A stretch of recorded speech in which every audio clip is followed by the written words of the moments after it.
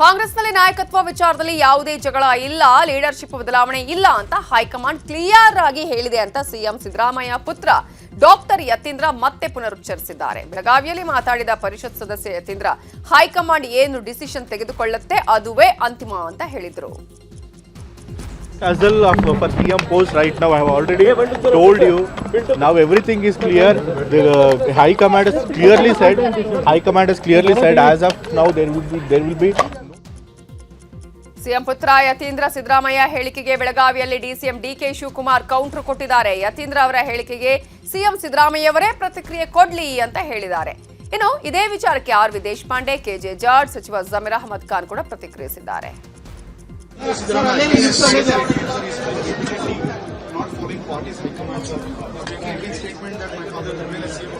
I think CM will reply for him. ಯತೀಂದ್ರು ಯಾರ್ದಲ್ಲಿ ಹೇಳಿದ್ದಾರೆ ನನಗೆ ಗೊತ್ತಿಲ್ಲ, ಆದರೆ ಅನಾವಶ್ಯಕವಾಗಿ ಸಿಎಂ ಡಿಎಸ್ಎಂ ಡೆಪ್ಯೂಟಿ ಸಿಎಂ ವಿಷಯ ಚರ್ಚೆ ಅವ್ನು ನಿಲ್ಲಿಸಿದ್ರು ಒಳ್ಳೆಯದು. ಯತೀಂದ್ರ ಅವ್ರೇನಾದ್ರು ಹೇಳಿದ್ರೆ ಯತೀಂದ್ರ ಅವ್ರನ್ನ ಕೇಳಿ, ಗೊತ್ತಾಯ್ತು, ಅವ್ರು ಉತ್ತರ ಕೊಟ್ಟು ನಾನು ಕೇಳಿದನ. ನಿಮಗೆ ಯಾರು ಹೇಳಿದ್ದನಲ್ಲ, ಮುಖ್ಯಮಂತ್ರಿ ಮಗ ಅಂದ್ಬಿಟ್ಟು ಅವ್ರಿಗೆ ಎಮರ್ಜೆನ್ಸಿ ಅವ್ರೇನಾದ್ರು ಹೇಳಿದ್ರೆ ಅವ್ರನ್ನ ಕೇಳಿ ನೋಡಿ. ನನ್ನ ಕೇಳ್ತೀರಾ? ನಂದೇನಂತ ಹೇಳ್ಬಿಟ್ರೆ ನನ್ನ ಹಿಂದಿನ ಸಚಿವರು ನನ್ನ ಡಿಪಾರ್ಟ್ಮೆಂಟ್ ಅಲ್ಲಿ ಏನಾದ್ರು ಇದ್ರೆ ಕೇಳಿ ನಾನು ಹೇಳ್ತೀನಿ. ಚರ್ಚೆ ಯಾವಾಗ ಆಗ್ಬೇಕು ಹೇಳಿ? ಆ ಕುರ್ಚಿ ಖಾಲಿ ಇದ್ರೆ ತನಕ ಚರ್ಚೆ ಆಗ್ಬೇಕು. ನೀವು ಕೂರ್ಬೇಕಾ, ಯಾರು ಕೂರ್ಬೇಕು, ಮತ್ತೊಂದು ಕೂರ್ಬೇಕು. ಈಗ ಆ ಕುರ್ಚಿ ಖಾಲಿ ಇಲ್ಲ, ಕೇಳಿಲ್ಲ, ಅದೆಲ್ಲ ಹೂವಾಪುವ ಸುದ್ದಿಗಳದು. ಈಗ ಆ ತೀರ್ಮಾನ ಬದಲಾವಣೆ ಮಾಡೋಕ್ಕೆ ನಾವು ಮಾಡೋಕ್ಕೆ ಸಾಧ್ಯನಾ? ಯಾರ್ಗಾನ ಗಡಿಸಿದ್ಯಾ ಮಾನ್ಯ ಮುಖ್ಯಮಂತ್ರಿಗೆ ಬದಲಾವಣೆ ಮಾಡೋಕ್ಕೆ? ನಮ್ಮ ಪಕ್ಷ ಹೈಕಮಾಂಡ್ಸ್ ಮಾತ್ರ ಗಡಿಸಿರೋದು. ಅವ್ರು ಬದಲಾವಣೆ ಮಾಡಿ ಬೇರೆಯಿಂದ ಯಾರಿಂದನೂ ಸಾಧ್ಯ. ಇವತ್ತು ಅಥವಾ ನಾಳೆ ಯತೀಂದ್ರ ಅವರ ಜೊತೆಗೆ ನಾನು ಮಾತಾಡ್ತೀನಿ, ಆ ರೀತಿ ಹೇಳಿಕೆ ಕೊಟ್ಟರೆ ಏನು ಲಾಭ ಏನು ನಷ್ಟ ಅನ್ನೋದ್ರ ಬಗ್ಗೆ ಚರ್ಚೆ ಮಾಡ್ತೀನಿ ಅಂತ ಸಚಿವ ಸತೀಶ್ ಜಾರಕಿಹೊಳಿ ಹೇಳಿದ್ದಾರೆ. ವರಿಷ್ಠ ಗಮನಕ್ಕೆ ತರೋಣ, ಈಗಾಗಿದೆ ಅಂತ, ಮುಂದೆ ಆಗಬಾರ್ದಂಗೆ ನೋಡ್ಕೊಳ್ಳೋದು ಅಷ್ಟೇ. ಈಗಂತೂ ಆಗಿದೆ, ವಾಪಸ್ ಬರೋಲ್ಲ. ಮುಂದೆ ಆಗದಂಗೆ ನೋಡ್ಕೊಳ್ಳೋಂಗ ಪ್ರಯತ್ನ ಮಾಡೋಣ. ಏನಾದ್ರು ಕೊಡಿ, ಯತೀಂದ್ರ ಅವ್ರ ಜೊತೆ ಮಾತನಾಡ್ತೀರಾ ಸರ್? ಮಾತಾಡೋಣ. ಏನೇನು ಅದ್ರ ಬಗ್ಗೆ ಲಾಭ ನಷ್ಟ ಬಗ್ಗೆ ಚರ್ಚೆ ಮಾಡ್ತಾರೆ. ಹಂಗೆ ಹೇಳೋದ್ರಿಂದ ಏನಾಗುತ್ತೆ ಏನಿಲ್ಲ ಅಂತ ಚರ್ಚೆ ಮಾಡ್ತೀವಿ. ಆ ಹೇಳಿಕೆ ಬೆನ್ನಲ್ಲಿ ಸಿದ್ದರಾಮಯ್ಯ ಹೇಳಿದ್ರಂತ ಏನು ಭಾವಿಸಬೇಕಾಗಿರೋ ಅವಶ್ಯಕತೆ ಇರೋಂಗಿಲ್ಲ. ಇದು ಸುಮಾರು 1 ವರ್ಷದಿಂದ ನಡೀತಾನೆ ಇದೆ. ಇಳಿದು ಏರೋದು ನಡೀತಾನೆ ಇದೆ. ಅಂದ ತಕ್ಷಣ ಸಿದ್ದರಾಮಯ್ಯ ಜಾಗದಾಗ ಬೇರೆಯವ್ರು ಬರಲಿಕ್ಕೆ ಅವಕಾಶ ಇಲ್ಲ.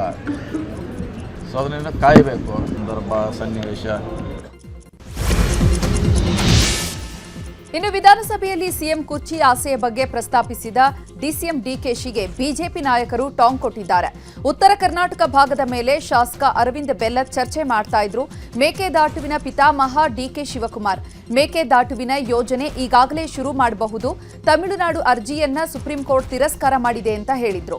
ಬೆಲ್ಲದ್ ಮಾತಿಗೆ ಮಧ್ಯಪ್ರವೇಶ ಮಾಡಿದ ಡಿಸಿಎಂ ಡಿಕೆಶಿ, ನಿಮ್ಮ ಎಲ್ಲರಿಗೂ ಕೂಡ ನಾನು ಕೈ ಮುಗಿದು ಕೇಳ್ತೇನೆ, ಆದಷ್ಟು ಬೇಗ ನಿಮ್ಮ ಎಲ್ಲರನ್ನ ಕರೆದುಕೊಂಡು ಹೋಗುವಂತಹ ಸಂಕಲ್ಪ ತಾಯಿ ಕಾವೇರಿ ಕೊಟ್ಟಿದ್ದಾಳೆ. ನೀವೆಲ್ಲರೂ ಕೂಡ ಸಹಕಾರ ಕೊಡಬೇಕು, ಆದಷ್ಟು ಬೇಗ ಭೂಮಿ ಪೂಜೆ ಮಾಡೋಣ ಅಂತ ಹೇಳಿದ್ರು. ಡಿಕೆಶಿ ಕೈ ಮುಗಿದು ಮನವಿ ಮಾಡಿದ್ದಕ್ಕೆ ಸುನೀಲ್ ಕುಮಾರ್ ಟಾಂಗ್ ಕೊಟ್ರು. ಡಿಕೆಶಿಗೆ ಇಷ್ಟೊಂದು ನಯ ವಿನಯ ಎಲ್ಲಿಂದ ಬಂತು? ಇದೇ ಡಿಕೆ ಶಿವಕುಮಾರ ಅಥವಾ ಹೊಸ ಡಿಕೆ ಶಿವಕುಮಾರ? ಡಿಕೆಶಿಯ ಸಿಎಂ ಕುರ್ಚಿ ಕನಸು ಪ್ರಸ್ತಾಪಿಸಿ ಡಿಕೆಶಿ ಕಾಲೆಳೆದ್ರು.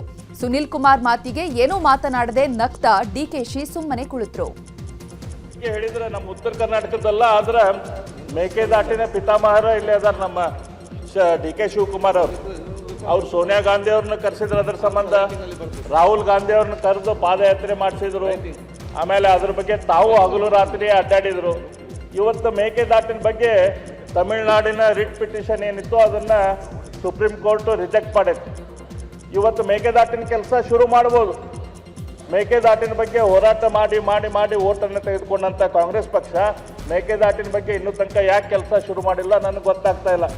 ಯಾಕಂದ್ರೆ ತಮಿಳುನಾಡಲ್ಲಿ ಇಂಡಿ ಮಿತ್ರರು ಇಂಡಿ ಆಯಿತು ಇಲ್ಲೋ ಗೊತ್ತಿಲ್ಲ. ಅದಾಗ ಅದು ಒಂದು ಅಲೈನ್ಸು, ಅದು ಇಂಡಿ ಅಲೈನ್ಸ್ದವರು ಅವರು. ಪುತ್ರ ಯತೀಂದ್ರ ಜೊತೆ ಸಿಎಂ ಸಿದ್ದರಾಮಯ್ಯ 1 ಗಂಟೆಗೂ ಕಾಲ ಚರ್ಚೆ ಮಾಡಿದ್ದಾರೆ. ಬೆಳಗಾವಿಯ ವಿಧಾನಸೌಧದ ಸರ್ಕಿಟ್ ಹೌಸ್ನಲ್ಲಿ ಊಟದ ವೇಳೆ ಯತೀಂದ್ರ ಮತ್ತು ಆಪ್ತ ಸಚಿವರ ಜೊತೆ ಚರ್ಚಿಸಿದ್ದಾರೆ. ಈ ವೇಳೆ ಸಚಿವ ಮಹದೇವಪ್ಪ, ಸತೀಶ್ ಜಾರಕಿಹೊಳಿ ಇದ್ರು. ಈ ನಡುವೆ ಸಿಎಂ ಮತ್ತು ಯತೀಂದ್ರ ಇಬ್ಬರೇ ಒಂದು ಮಾತುಕತೆ ಮಾಡಿದ್ರು.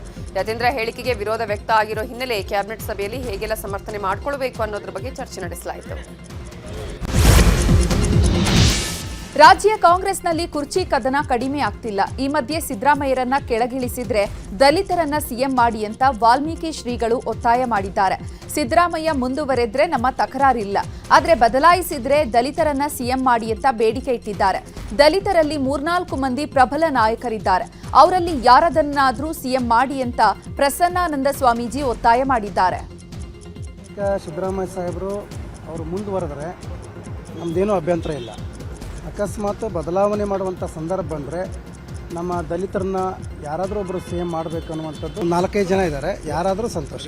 ಖರ್ಗೆ ಸಾಹೇಬರಾದರೂ ಸಂತೋಷ, ಡಾಕ್ಟರ್ ಜಿ ಪರಮೇಶ್ವರ ಸಾಹೇಬರಾದರೂ ಸಂತೋಷ, ಮುನಿಯಪ್ಪ ಸಾಹೇಬರಾದರೂ ಸಂತೋಷ, ಮಹದೇವಪ್ಪರಾದರೂ ಸಂತೋಷ, ನಮ್ಮ ಸತೀಶ್ ಜಾರಕಿಹೊಳಿ ಅವರಾದರೂ ಸಂತೋಷ.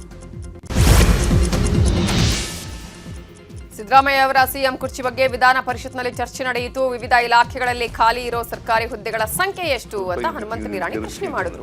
ಸಿಎಂ ಸಿದ್ದರಾಮಯ್ಯ ಉತ್ತರ ಕೊಡೋದಕ್ಕೆ ಮುಂದಾದ್ರು. ಆ ಸಂದರ್ಭದಲ್ಲಿ ಇಕ್ಕಟ್ಟು ಚೇರ್ ಹಿಂದೆ ಸರ್ಸಿ ಅಂತ ಸಿಎಂ ಹೇಳಿದ್ರು. ಈ ವೇಳೆ ಸಿಎಂಗೆ ಮೈಕ್ ಚೇರು ಸರಿ ಇಲ್ಲ ಅಂದ್ರೆ ಹೇಗೆ ಅಂತ ಭೋಜೇಗೌಡರು ಹೇಳಿದ್ರು. ಮುಖ್ಯಮಂತ್ರಿ ಚೇರ್ ಅಂತ ಏನಿಲ್ಲ, ಎಲ್ಲ ಚೇರು ಅಲ್ವಾ, ತೊಂದರೆ ಆದಾಗ ತೊಂದರೆ ಆಗಿದೆ ಅಂತ ಹೇಳಬೇಕಲ್ವಾ ಅಂತ ಸಿಎಂ ಹೇಳಿದ್ರು.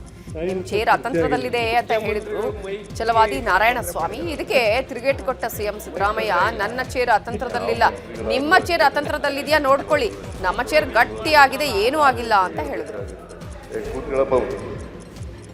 ಭೋಜೇಗೌಡ, ನೀನು ಮುಖ್ಯಮಂತ್ರಿಗಳ ಕುರ್ಚಿನೇ ಅಂತಂದ್ರೆ ತೊಂದರೆ ಆದಾಗ ತೊಂದರೆ ಆಗುತ್ತೆ ಅಂತ ಹೇಳ್ಬೇಕು. ಈಗ ಸರೋಯ್ತು.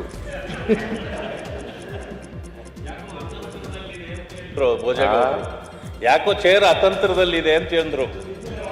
ಚೇರ್ ಅತಂತ್ರದಲ್ಲಿ ಇಲ್ಲ, ನಿಮ್ ಚೇರ್ ಅತಂತ್ರದಲ್ಲಿ ಇದೆಯಾ ಅಂತ ನೋಡ್ಕೊಳ್ಳಿ ಸ್ವಲ್ಪ. ಪರಿಷತ್ನಲ್ಲಿ ಮತ್ತೆ ಕುರ್ಚಿ ವಿಚಾರ ಮುನ್ನೆಲೆಗೆ ಬಂತು.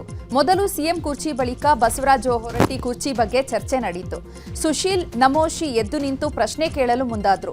ಬೆಂಗಳೂರಿನಿಂದ ನಾವು ಬೆಳಗಾವಿಗೆ ಬಂದರೂ ಕೂಡ ಕುರ್ಚಿ ಸರಿಯಾಗಿ ಮಾಡಿಲ್ಲ, ಯಾವ ಕುರ್ಚಿಯೂ ಕೂಡ ಸರಿಯಾಗಿಲ್ಲ ಅಂತ ನಮೋಶಿ ದೂರಿದ್ರು. ನನ್ನ ಕುರ್ಚಿ ಕೂಡ ಸರಿಯಾಗಿಲ್ಲ ಅಂತ ಸಭಾಪತಿ ಬಸವರಾಜ ಹೊರಟ್ಟಿ ಹೇಳಿದ್ರು. ಎಲ್ಲರಿಗೂ ಕೂಡ ಕುರ್ಚಿ ಬಗ್ಗೆನೇ ಚಿಂತೆ. ನಂತರ ಸಭಾನಾಯಕರಿಗೆ ಈ ಬಗ್ಗೆ ಹೇಳಿ ಮುಂದಿನ ಅಧಿವೇಶನದ ಹೊತ್ತಿಗೆ ಎಲ್ಲಾ ಕುರ್ಚಿಗಳನ್ನ ಸರಿ ಮಾಡಿಸಲು ಬಸವರಾಜ ಹೊರಟ್ಟಿ ಸೂಚಿಸಿದ್ರು. ನಾನು ಯಾಕೆ ಹೇಳ್ತಾ ಇದ್ದೀನಿ ಅಂದ್ರೆ ನಾನು ಮೊದಲು ನನ್ನ ಕುರ್ಚಿನ ಸರಿ ಇಲ್ಲ, ಇನ್ನ ಮುಂದೆ ಎಲ್ಲ ಕುರ್ಚಿ ಅಳಗಾಡಕತ್ತವ, ಅದು ಮಾತ್ರ ಬೇರೆ. ಈಗ ಸದನ ಕದನಕ್ಕೆ ಸಂಬಂಧಪಟ್ಟಂತಹ ಸುದ್ದಿ. ವಿಧಾನಸಭೆಯಲ್ಲಿ ಚರ್ಚೆ ವೇಳೆ ಸರ್ಕಾರದ ವಿರುದ್ಧ ಶಾಸಕ ಬಸನಗೌಡ ಪಾಟೀಲ್ ಯತ್ನಾಳ್ ಗುಡುಗಿದ್ದಾರೆ. ಸುವರ್ಣಸೌಧದಿಂದ ಸಾರ್ಥಕತೆ ಏನು? ಕಾಟಾಚಾರಕ್ಕೆ ಅಧಿವೇಶನ ನಡೆಸಬಾರದು, ಇಲ್ಲಿ ಬಂದವರು ಜಾಲಿಗೆ ಅಂತ ಟೀಕೆ ಮಾಡ್ತಾರೆ. 5 ದಿನ ಸದನ ನಡೆಸಿ ಶನಿವಾರ ಬಂದ್ರೆ ಗೋವಾಗೆ ಹೋಗೋದು ಅಂತ ಕಿಡಿಕಾರಿದ್ರು.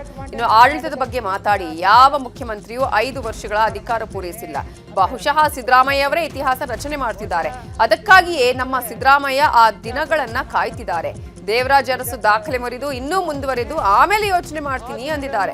ಇದರ ಹೊರತು ಕುರ್ಚಿ ಬಿಡ್ತೇನೆ ಅಂತ ಹೇಳಿಲ್ಲ ಅಂತ ಡಿಕೆಶಿಗೆ ಯತ್ನಾಳ್ ಟಾಂಗ್ ಕೊಟ್ಟರು.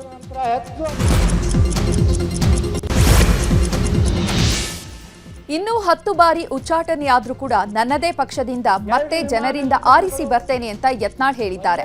ವಿಧಾನಸಭೆಯಲ್ಲಿ ಮಾತನಾಡಿದ ಯತ್ನಾಳ್ ಯಡಿಯೂರಪ್ಪಗೆ ಟಾಂಗ್ ಕೊಟ್ರು. ನಮ್ಮ ಸರ್ಕಾರ ಇದ್ದಾಗ 2 ವಿಮಾನ ನಿಲ್ದಾಣಗಳು ಘೋಷಣೆಯಾಗಿದ್ವು, ಒಂದು ಶಿವಮೊಗ್ಗ, ಮತ್ತೊಂದು ವಿಜಯಪುರಕ್ಕೆ ಒಂದು ಸಣ್ಣ ಡಬ್ಬಿ, ಒಂದು ಅಲುಗಾಡುವಂತಹ ವಿಮಾನ. ಶಿವಮೊಗ್ಗದಲ್ಲಿ ಇಂಟರ್ನ್ಯಾಷನಲ್ ವಿಮಾನ ನಿಲ್ದಾಣ, ಆದ್ರೆ ಬಿಜಾಪುರಕ್ಕೆ ಡಗಿ ಅಂತ ದಬ್ಬಾಕಂತ ಬೀಳುವಂತಹ ವಿಮಾನ ಕೊಟ್ರು ಅಂತ ಯಡಿಯೂರಪ್ಪ ವಿರುದ್ಧ ವಾಗ್ದಾಳಿ ನಡೆಸಿದ್ರು. ಗೂಡ್ಸಕ್ಕೆ ಏನಂತಾರೆ ಅದು ವಿಮಾನಕ್ಕೆ? ಕಾರ್ಗೋ ಬಿಜಾಪುರಕ್ಕೆ ಏನೈತಿ, ಒಂದು ಸಣ್ಣದ ಗಡ್ಡೆ ಹೋಗಿ ಡಾಬಕ್ಕತ್ ಬಿದ್ದು.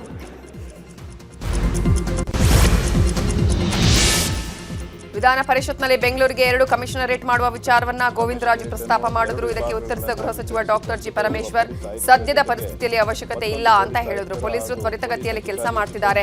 ಬಾಂಬೆಯಲ್ಲಿ 3, ದೆಹಲಿಯಲ್ಲೂ 3 ಕಮಿಷನರೇಟ್ ಇದೆ. ನಮ್ಮಲ್ಲಿ ಅದರ ಅಗತ್ಯ ಸದ್ಯಕ್ಕಿಲ್ಲ.